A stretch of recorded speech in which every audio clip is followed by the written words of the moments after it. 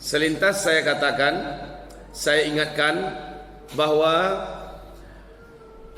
saya pernah bermulazamah dengan seorang syekh ahli hadis dunia bernama Syekh Musa'ib bin Bashir Ali Al-Husaini Al-Sudani dari Sudan. Beliau adalah satu di antara ulama ahli hadis terkenal, 40 ulama ahli hadis yang paling terkenal di dunia, salah satunya adalah beliau. Kami menamatkan kitab Fathul Bari, syarah Sahih Imam Al-Bukhari bersama beliau dari A sampai Z, mulai dari subuh sampai jam 10 malam.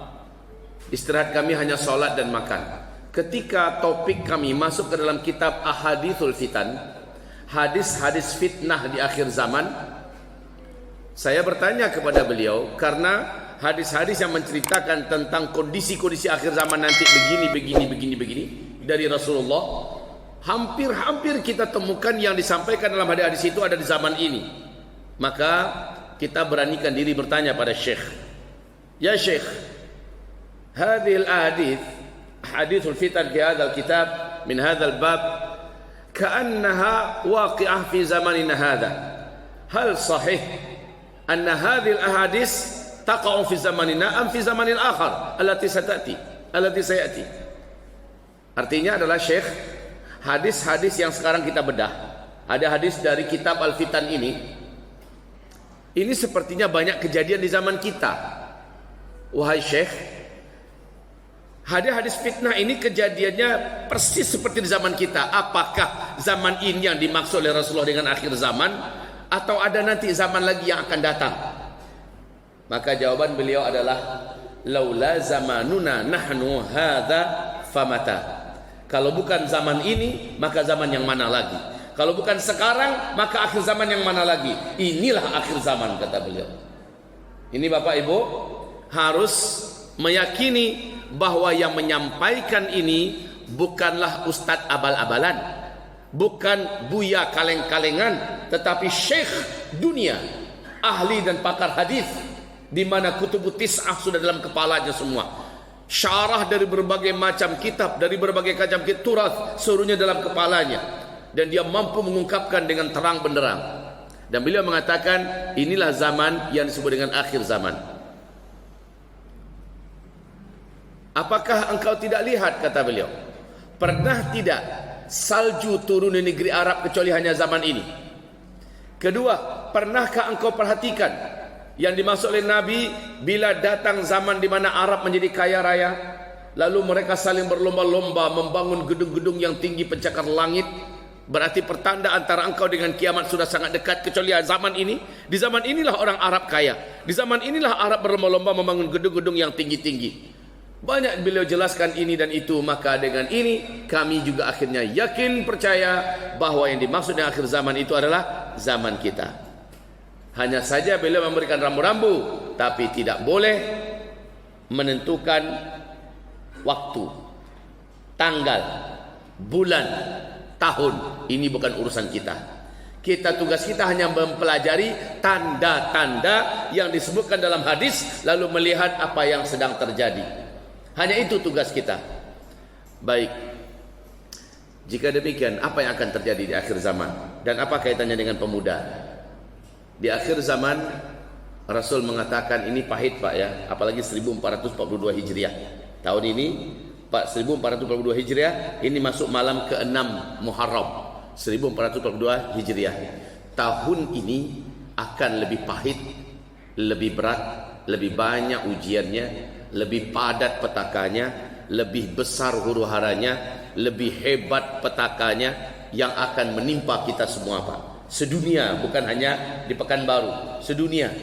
Sebagaimana globalnya pandemi COVID-19, sedunia kena. 200 negara yang dihantam oleh pandemi COVID-19. Maka petaka-petaka besar di 1442 Hijriah ini akan lebih besar, lebih banyak, lebih berat. Ustaz, dari mana Ustaz mengambil kata-kata itu? Pedoman Ustaz dari mana? Jawaban saya sederhana saja. Wahai Bapak Ibu, tolong dijawab. Jawab nanti serentak.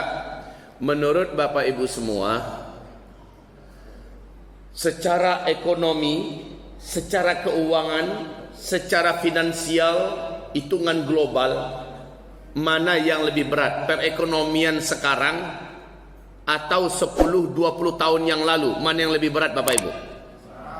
Sekarang. Sepakat ya? Sepakat? Yang kedua, coba jawab. Menurut Bapak Ibu semua, dalam hal perkembangan kesehatan, mana yang lebih berat umat zaman sekarang menghadapi kondisi kesehatan global atau 10-20 tahun yang lalu? Mana yang lebih berat? Gara-gara kondisi yang lebih berat ini, Bapak Ibu semuanya dipaksa atau terpaksa pakai masker. Sampai ada lockdown di mana-mana, PSBB di mana-mana.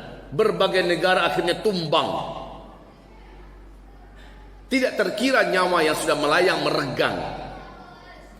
Dan ini belum apa-apa. Kalau saya mengatakan ini belum apa-apa. Oke, kita sepakat sekarang lebih berat ya. Yang ketiga, tolong dijawab. Mana lebih berat?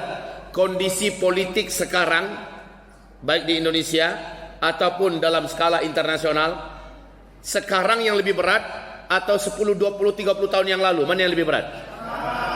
Sepakat semuanya. Yang keempat, tolong jawab. Secara moral anak-anak bangsa, anak-anak muda sekarang ya, mana yang lebih parah? Akhlak, adab, moral anak sekarang atau anak 10, 20, 30 tahun yang lalu? Silakan jawab. Sekarang. Secara kualitas pendidikan, dunia pendidikan, mana yang lebih berat ujiannya? Sekarang atau 10, 20, 30 tahun yang lalu? Coba jawab. Secara kondisi alam, bencana, musibah, petaka, mana yang lebih banyak? Sekarang atau beberapa puluh tahun yang lalu?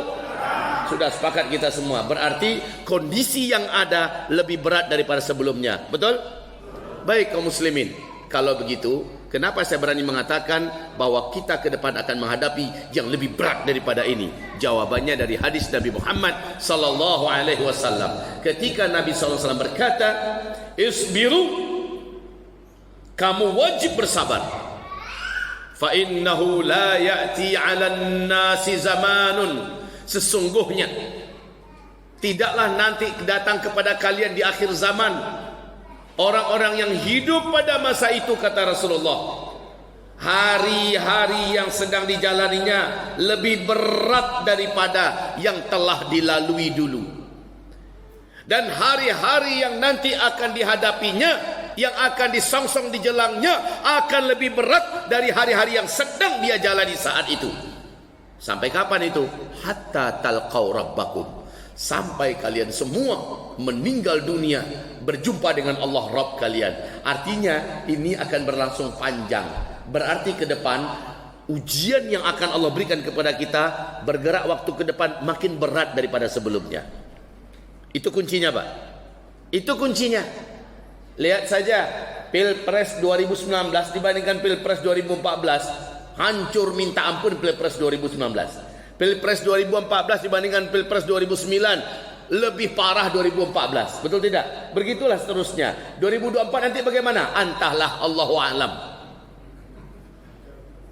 Tapi yang pasti ke depan lebih berat dari sebelumnya.